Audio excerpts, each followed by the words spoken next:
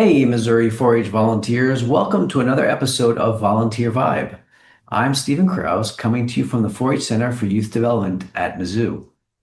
On this month's episode, we welcome a new co-host, Cadence Walters, 4-H State Council member and youth leader from Lawrence County, joins me as our new co-host on the show. We're super excited to have Cadence on the podcast, and we also want to thank Rosalina for her contributions. Unfortunately, Rosalina had to step off from her role due to other commitments. This month, we changed things up a bit by talking about 4-H project meetings just in time for the new year and how they can be utilized as a great platform for nurturing the leadership development of our 4-H teens. On the show this month is one of our amazing volunteer leaders from Cass County, Heather Gooch, who joins us with her two daughters, Hannah and Lilly Gooch. Heather is not only a club and project leader in Cass County, but she also serves on our state volunteer advisory committee. As a longtime 4-H'er, Heather embodies what it means to be, or what we like to call, an adult ally for youth leadership development. Heather leads her projects, and her club for that matter, alongside her daughters, who play a central role in leading project meetings. After a session that they gave at a West Central Region Energizer last year that I observed on partnering with youth in project meetings, using their CAT project as an example, I was completely blown away by how well they worked as a team and how confident Heather was in her daughter's ability to lead much of that meeting. Hannah, her daughter, was merely 13 years old at the time. I mistakenly thought she was at least 16. She was that good.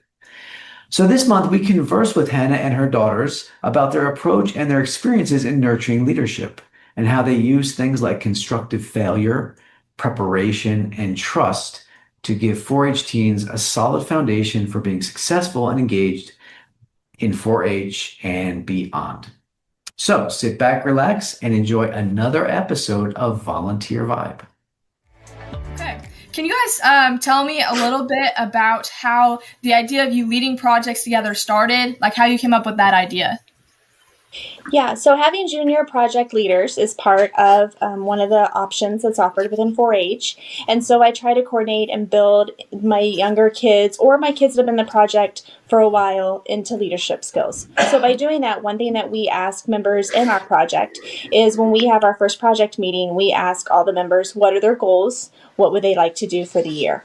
And then once they give us their goals, then my project leaders, Lilly and Hannah are both project leaders for cats and dogs, for example. We go back with those ideas. So in horses, if somebody wants to learn about teeth, we discuss, okay, what are some ways that we can meet that project, that goal for that child. And so they think of maybe we'll go to a vet, or maybe we'll go to a special dentist, and we try to meet there. For cats, a lot of times there's a lot of kids that want to learn about vaccinations, basic care of them. And so then we try to think, how can we do that? And so sometimes we'll go to a vet clinic, or if they want to go out and do field trips. We've been known to go to cat sanctuaries or different things, and cat cafes. We try to think of fun things to be able to do. So that's kind of things that we would do. Okay, awesome. That's really great. Okay, so I have a question for Lilly and Hannah. So with this Volunteer Vibes, we try to get more ideas on how 4-H volunteers can help young, just youth learn how to lead. So my question for Lilly and Hannah are, what was something that your mom did that really helped you feel confident leading project meetings instead of just helping? I think I could take on this one. So at a young age, my mother, she showed all through her 4-H career in the horses, and then she showed outside of 4-H and all kinds of stuff. And then Hannah and I got into showing at a very young age in the horse industry, and we had that knowledge of, okay, this is how you start a horse, this is where you go, and we kind of had that knowledge of where they were coming from, if that makes any sense. And then we went on into learning on how to properly lead a project with them, and learning from our mother how to lead it by watching her and her leadership skills within the project. And then we're like, okay, now we know how to use that and then put it in the minds of kids our age, because sometimes it's easier to explain to someone that's your age rather than not, if that makes any sense. Yeah, that makes sense. Yeah, for sure. Can I jump in, Cadence? So Heather, why is it watching you do that session with Lily that time, I was really blown away by how how you really give her the floor, the platform to lead. That's hard for a lot of our volunteers, especially in a project kind of setting. Sometimes in club meetings, we see that we have really good volunteers in terms of club meetings that give young people the chance to lead. But to do it in project meetings, sometimes it's a bit challenging for a lot of our volunteers. How does it come so easy for you? Is it because you see that ability in Lily? And Lily, please feel free to answer this as well. Or is it something that you've been kind of ingrained with being in 4-H for so long?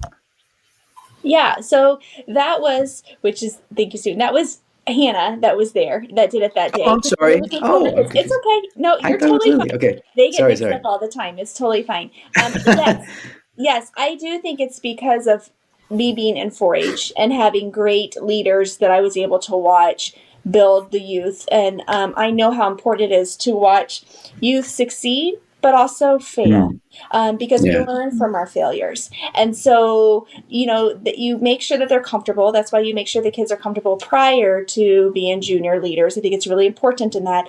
But then also let them run with it. So I'll let Hannah talk a little bit about like that day that we were there, that we were talking about care Yeah. and stuff. So how did you feel comfortable about that? How do you?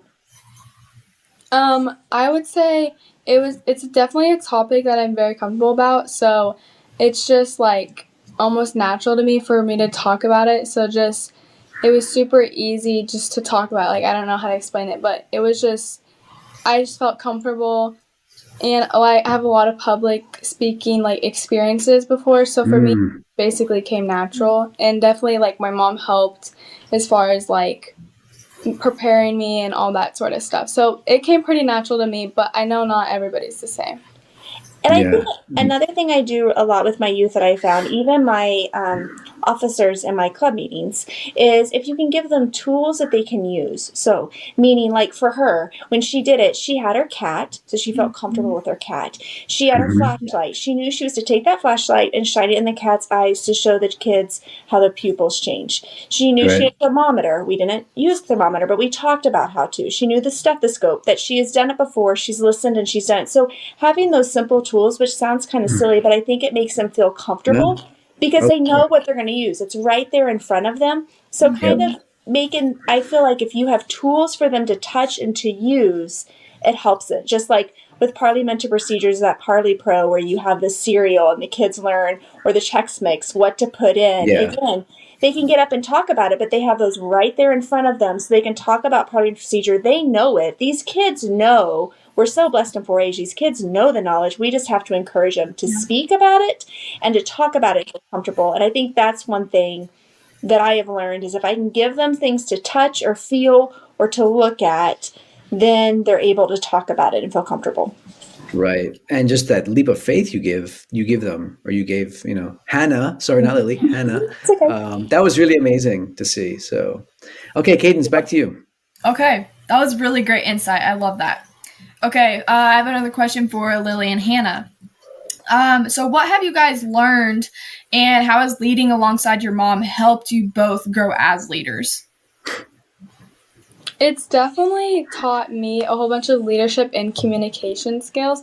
So like my mom said, having tools that help you are so beneficial. So leading, like talking about leading something and actually leading it is completely different. You can say you can do all this stuff until you actually end up trying to do it, and it can become different and difficult. But like my mom said, like if you have tools, it's so much easier to do. Like I've definitely learned a whole bunch of communication skills as far as like being able to communicate things with all sorts of different ages, because that's the good thing about 4-H is it can be from ages 8 to like 21. So you can be talking, and even Clover Kids, like you can be talking to so many different like wide age groups. Mm-hmm.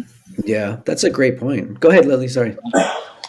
I think she basically summed it up. Yeah, just basically learning alongside of her and just taking what she's watching her do her thing and then just kind of copying it almost. If that's Yeah.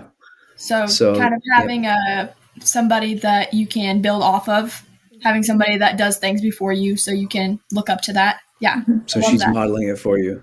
Mhm. But I think, Hannah, that's a great point about developing those communication skills, because you have to speak to people of such different ages who, and of course you will learn quickly, especially if you're doing it in practice in real situations, how to talk to different people of different ages. So that's a great point. Okay, Cadence, back to Yeah, you. and so watching each other work together, watching your mom do this workshop and things like that, what have you learned about each other? Learned about each other as you're working. What have you learned about each other as far as how you lead or as far as how you work together? I think I could take this one. I think since we are mother and daughters, we found that we work very well together because we have not the same amount of knowledge, but we have a lot of the same interests, the same thought process. Yes. And just kind of, we kind of build off of each other. And sometimes I will admit, we sometimes butt heads, but that's just kind of what happens whenever you are so similar. But also, you can take your similarities, and then we're also very different. Hannah and I have been told that we are very opposites. And sometimes, yes, that's a downfall, but sometimes it's also great because you get to learn from each other and then you get to build off of each other. So I've learned, at least with Hannah and I, that we work pretty well, even as sisters, that she has her personality and I have my personality, and then we can take that off, and like I can be the leadership part and she can be the fun one, or we can switch those spots. And then I've learned that her and we're very similar in our thought process, the way we act, the way we try to handle situations. I think we all just use our leadership and what we've learned throughout the years, and we just kind of build off of each other and learn that we work very well together. Yeah, I love that. I love that you can find ways around those issues where you can have somebody do one thing and somebody do the other thing. I love that. That's really awesome. And I think Can I just ask? Oh, sorry, go ahead, Heather. Go ahead. One thing we do too is we write out an agenda. Basically, it doesn't have to be perfect. We have it on a note card, a piece of paper, kind of what our goals are for that meeting. So we write it all out, and then we talk about who's going to do what. So I know, like in projects we're talking about now, but for example, I've done it in other projects that my girls aren't part of, or even my officers in my club. We go through and this is kind of what we're doing, and we discuss it. And I treat it exactly the same to my girls, just like I would any other kiddo. And then we go through it, and they know what they're speaking on, they know what they're hitting on. But if we don't hit what we want, then I'm able to kind of come in and just wrap it all up, if that makes sense. So we know that it's being wrapped up, but that way they know that if they forget something, it's okay. I'm going to pick it up at the end for them. So that's a great strategy. Yeah, that's fantastic. I hope all of our listeners will pick up on that too. That's really good. Yeah. Yeah. Can I just ask, I was going to ask before, Lilly and Hannah, if you mind, how old are you? Can I ask your age? Do you mind if I ask your age? I am 14. And I'm 16. Okay. Heather, at what age did you begin to see your daughters, either one of them, really, at what age did you see them able to lead on their own, where you didn't have to kind of do it for them? And I think that depends on each kid. So with my girls, it just depends where they are. I think they both became junior leaders probably by the time that they were, 11 or 12. But again, I think that just depends where that youth is, and where they are in that project. So like there's some projects that they're not junior leaders in, or I have one kid in my club that I'm conditioning that she is a project leader and she's a junior leader this year, and she's older and being a junior leader, but that's okay because that's where she is, in that. But like arts and crafts, I could have a 10-year-old kid be a junior leader in arts and crafts, especially if they've been in 4-H since a Clover kid, because by the time they're 10, let's be honest, that could be 5 years they've been in 4-H, and that kid is going to probably have more leadership and know how to work with other kids than maybe a kiddo that comes in and joins 4-H at 15 or 16. I have to say that's my biggest plug for 4-H, and both girls, I know Hannah mentioned it, but I think that's one thing that they've noticed is we do hit kids of all ages. So these kids are learning to communicate with all kids, which is a big bonus. Yeah. For sure. Yeah. Thank you. Yep. Okay, Cadence. Okay. So we kind of touched on it a little bit, but what would advice, so this is more of a broad question and 4-H in general, what advice would you give to other families or volunteers who want to help youth take lead more in 4-H? Definitely be confident and use your resources. Missouri 4-H has so much stuff out there for you. I would say you might as well take them because all the information I have is true and it's up to date, so you might as well use it and just be confident with it. If you're not confident with it and you're like, ooh, like, I don't know, that's not going to look as good on you as if you're like, yes, I think that's how it is, but if it's not, I'll find out the information and I'll get back with you as soon as possible. So I just feel like for me personally, like, confidence is key and definitely use your resources. And I think to add on to that, one thing that I've learned is take every chance that is thrown at you. You never know where it's going to lead you. I know whenever I was younger, I was pretty shy and I never really thought that I would be where I am today. And after, having my mom alongside of me, like saying, hey, try this, try that, go to this camp, go to this conference, go to Congress, and just see where it takes you. And now holding offices on all different levels, as well as meeting friends from all over Missouri and even like outside of Missouri. And my biggest thing is take every chance that is thrown at you because you never know where your guys going to take you. Yeah, I 100% agree with that. That's really good. My advice is ask questions. I've been in 4-H since I was 8 years old. And I'm way past 8 years old, and I still ask questions every day. It's okay. You don't ever know it all. I compare 4-H a lot like the government. There are so many things and so many different avenues of the government that, you've got all your different branches and all your different things, and 4-H is so much like that. And so I always tell people that's my biggest advice. Ask questions. Don't ever feel like you don't know it all, because you're probably not, but there's resources, and ask them. And like they said, push yourself, be confident. As long as, there's always adults behind you supporting you, and adults always be behind the kids and supporting them. I think that's the biggest thing. Again, if they fail, we're here to catch them and to support them again. Yeah. So great. just to build off what you just asked, Cadence, and maybe this is more for Heather, but the girls, please chime in also if you want. What advice would you have for our fellow volunteers who may be hesitant to let young people lead in the same manner that you do? Let them. I think that's where you also need to be organized with them. I think that's very important. So I think that's where teaching them an agenda, teaching them what to write, like what are our goals, what are we wanting to do. So it doesn't matter if they have an officer position or if they're a junior leader.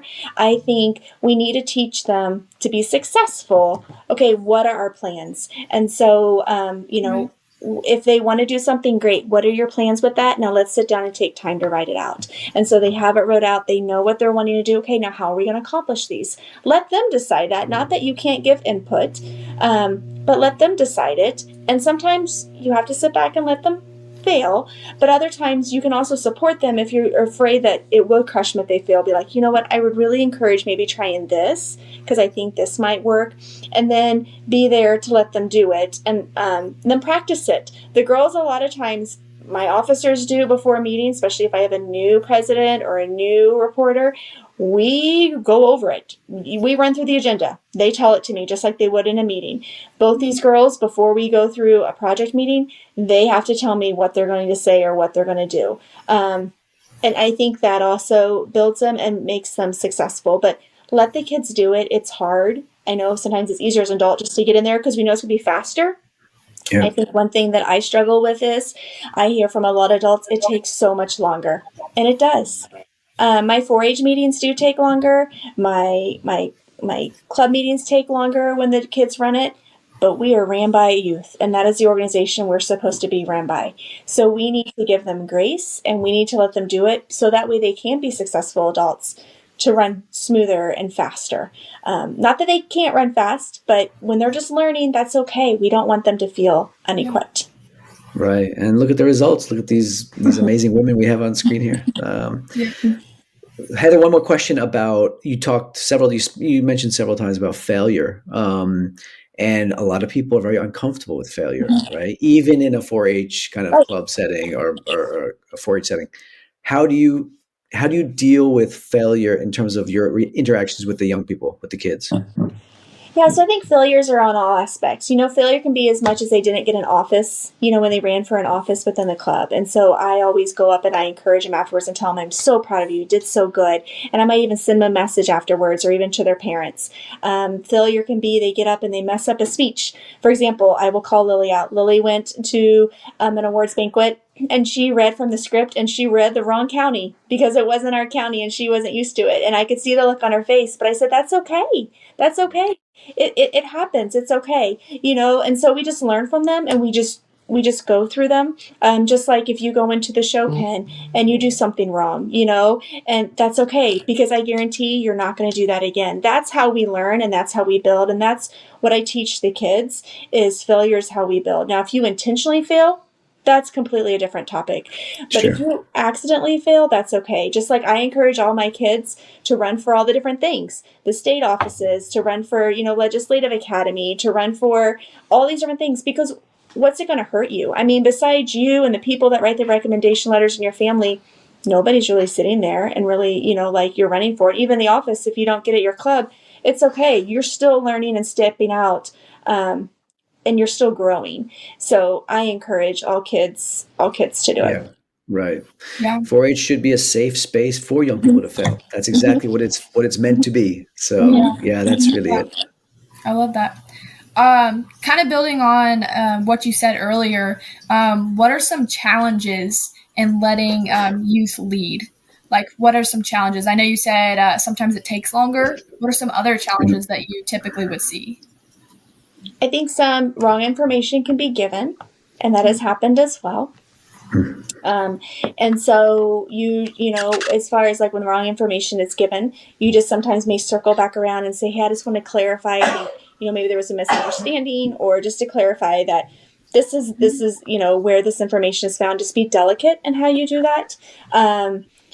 I don't see a whole lot of negatives to youth leading. I really don't. I'm that person that promotes all my kids to lead and do things. But also, I think one thing as an adult that's hard is to know that it's not a reflective of you as an adult, and that's being maybe a little selfish of what happens with a kid. Those kids are out there, they're doing the best they can, and we're supporting them, and you supporting them is encouraging them. And so it's okay if they were to fail. It's okay if they were to do things because we're encouraging them. Right. And so I don't see I think the amount of time that meetings is my biggest thing that I have noticed. But I also have more engagement in my club meetings when my kiddos are leading it, and I have way more engagement in my project meetings when these kids do it than with me. If I'm leading and talking, the kids aren't paying attention. But if I have a kid or another kid up there, they're more likely to pay attention. Yeah. Interesting. That's very interesting. Yeah. Great. Yeah. All right. Well, Cadence, anything else? Do you have any other questions? I think that's all I have. All right. Well, thank you so much, Heather, Lilly, and Hannah, for coming on the show. And Cadence, thank you for not co-facilitating. What's the word? Co-hosting. You're our new co-host. Awesome job. I'm First time co-hosting. Good job. Awesome job. Thank you, guys. All right. Thank you guys so much. Take care. Thank you. Thank you. Okay. Bye-bye.